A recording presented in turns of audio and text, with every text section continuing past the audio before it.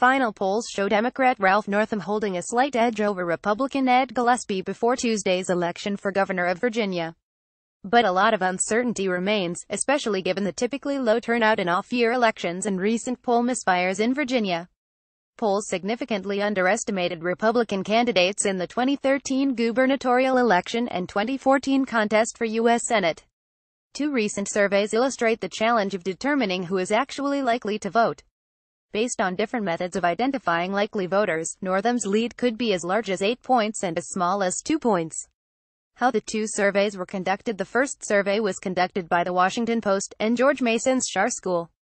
Its sample was based on two components: random digit dialing of landline and cellular phones in Virginia and a random sample from a statewide list of registered voters maintained by Aristotle, Inc. The two samples were combined and weighted together. More details are here.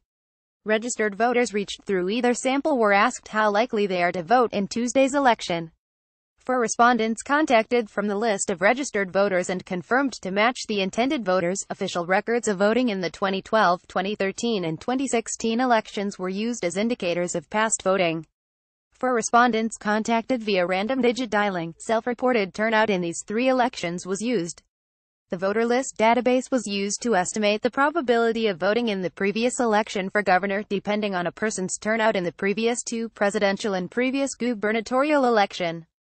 The likely voter model first excluded registered voters who said they were not certain or probable to vote in the governor's election, and weighted this group by their estimated probability of voting based on whether they voted in 2012, 2013 and 2016. The poll then reweighted all voters who said they would at least probably vote by their estimated probability of turnout, and used this weight to produce estimates of Northam and Gillespie's share of the vote. Virginia Democratic gubernatorial candidate Ralph Northam leaves after a campaign stop at the Burke Farmers Market on Saturday, November 4, 2017, in Burke, VA. Photo by Salwan George S. The Washington Post. The second survey was conducted by SurveyMonkey.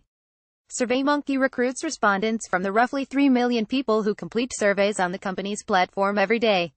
In Virginia, a subsample of respondents to these surveys, which includes polls of community groups, companies, churches and other organizations, was invited to participate in a second survey with the prompt, "Where do you stand on current events? Share your opinion."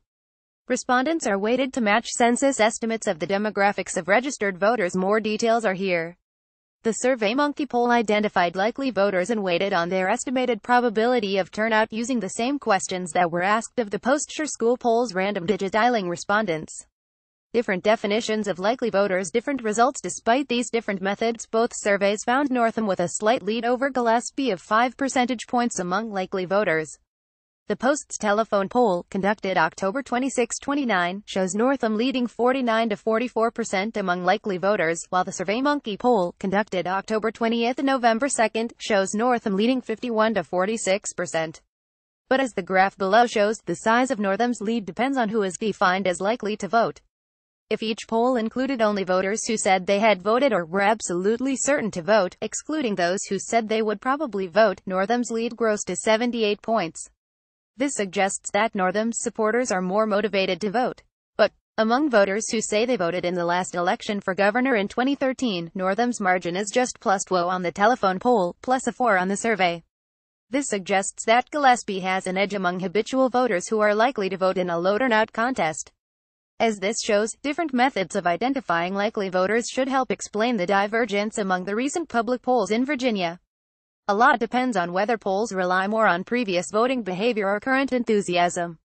Of course, it is impossible to know which method is right in advance of any given election.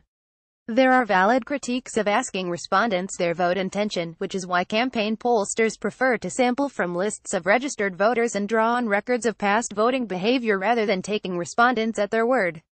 But past voting behavior can be misleading if a campaign succeeds in getting irregular voters to the polls. Regardless, the results from both surveys suggest the race may be tightening in its final weeks. Democrats have been more energized than Republicans throughout much of the year, although now Gillespie's supporters show signs of greater engagement. The more the electorate resembles voters who cast ballots in every general election, the better Gillespie stands to perform Tuesday. Scott Clement is polling director at The Washington Post. Mark Blumenthal is head of election polling at SurveyMonkey.